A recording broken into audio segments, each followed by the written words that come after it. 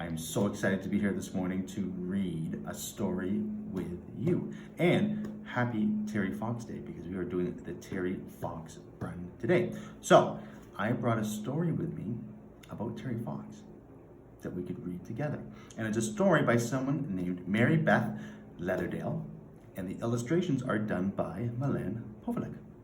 And the story is called Terry Fox and Me. Now I wonder who the me would be. Now I know this is a story about Terry Fox, but it's also about friendship. So I want you to think about who maybe the me is going to be. Are we ready? Okay, let's start. Terry Fox and Me, as you can see right behind me. Every friendship starts somewhere. Ours begins at the Maryhill Cobras basketball tryouts in a small city in British Columbia, where two rivers meet and become one. The coach blows his whistle and the drills begin. The kid in the yellow shirt is the only one shorter than me. What if I'm the worst player? I dribble, I pass, I shoot baskets, I block shots, I make the first string. The short kid is the worst player, and his name is Terry Fox. The coach says wrestling might be a better sport for him, but if Terry comes to practice, the coach won't cut him from the team. I shouldn't be glad that I'm better than Terry, but I am. School ends, but all summer long, Terry and I practice. Terry learns to keep his head up, stay low, step back, fake. Terry's not so bad. He's funny, he likes science, and best of all, he loves basketball. Even though I beat him every game, he never complains. By the time school starts, Terry is good enough to be on the roster. One of the 12 best players on the team, and I have a new best friend. Before long, we're in high school. Terry grows taller than me. Now we play one-on-one. He beats me 21-0. I don't mind losing to Terry though. Well, only a little. Terry and I don't hang out much anymore. He's busy with his new basketball teammates, hanging out with his friends. I'm busy too, training for the biggest cross-country race of my life, the provincial championships. Cross-country is the one sport Terry doesn't like. Maybe it's because he's always so far behind me. When university starts, Terry and I drive to the campus in his old car. Over the rattle of the muffler, he tells me his knee is hurting, probably from basketball practice on the hard gym floor. He doesn't want the coach to know. But a few weeks later, Terry can barely walk, so he goes to the hospital. When I visit Terry the next day, I see tears rolling down his face. He has a rare type of cancer. They're going to amputate his leg. Terry is the best athlete that I know. What can he do with only one leg? But Terry says, don't feel sorry for him. Losing his leg is just a new challenge. And after his operation, he shows me a magazine article about a guy with one leg who ran the New York City Marathon. Maybe I'll run across Canada, he says. I believe him. Terry stays at the hospital while he learns to walk with his prosthesis. He looks like the Bionic Man, all fiberglass and steel, where the rest of his leg used to be. At first, Terry practices walking with 2 crutches, then 1 crutch, then just a cane. Terry tells me a secret. He wants to run across Canada to raise money for cancer research. Will you help me train?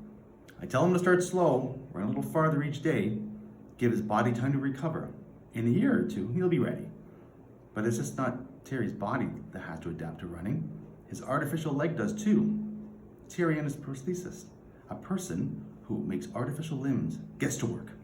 They start with a regular artificial leg for walking, fiberglass bucket, metal shaft, springs, gears, foot made of wood and rubber.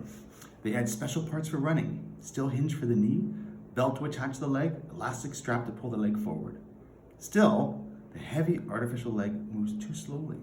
So Terry adjusts his gait 2 steps with his good leg while his artificial leg swings forward. Even with a new leg, running is very painful for Terry.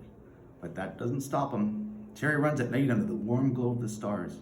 Some nights, I run with him. Some nights, he runs by himself. Hop, hop on his left leg, long step with his right.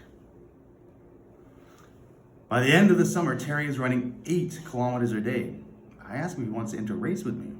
When he tells me he wants to enter in the shorter distance, I push him. You run almost that far now. Why don't you run the longer distance? It will be a bigger challenge. Then for a few minutes, Terry doesn't say a word. Then he answers, "Okay, Doug, I'll do it." The 28-kilometer race is grueling. The course is steep and along a busy highway. I finish 8th, one of my best times. Terry comes in last, grinning ear to ear. The crowd cheers. "That's my best friend," I shout. If it's the truth, it's not really bragging. We begin planning for Terry's cross-country run. He'll start in St. John's, Newfoundland next spring to make it back home to British Columbia before winter. Terry will have to run a marathon every day, 200 marathons in a row. No one else in the world has ever run that far on one leg. Terry trains even harder. Every day he runs, he never thinks how far he has to go.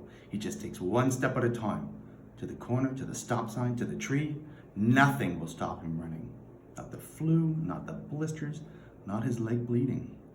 When I try to convince him to take a day off to rest his injuries, he gets mad. We argue. He keeps running. Our great adventure begins in a large city in Newfoundland where the island coastline meets the strong rolling tides. Side by side we stand on the rocky shore. Terry dips his artificial leg into the swirling water. He turns to look up at the steep hill ahead. "Just do your best, Terry," I smile, one step at a time. Then he starts to run. And that is the end of Terry You Mean, the story about Terry Fox. And that was written in the perspective of his best friend, growing up and encouraging him to run. And run, Terry did. And today we run for Terry Fox. And I know you're going to do a wonderful job with that outside, boys and girls. I hope you enjoyed this story, and I really enjoyed reading it to you. Have a great day.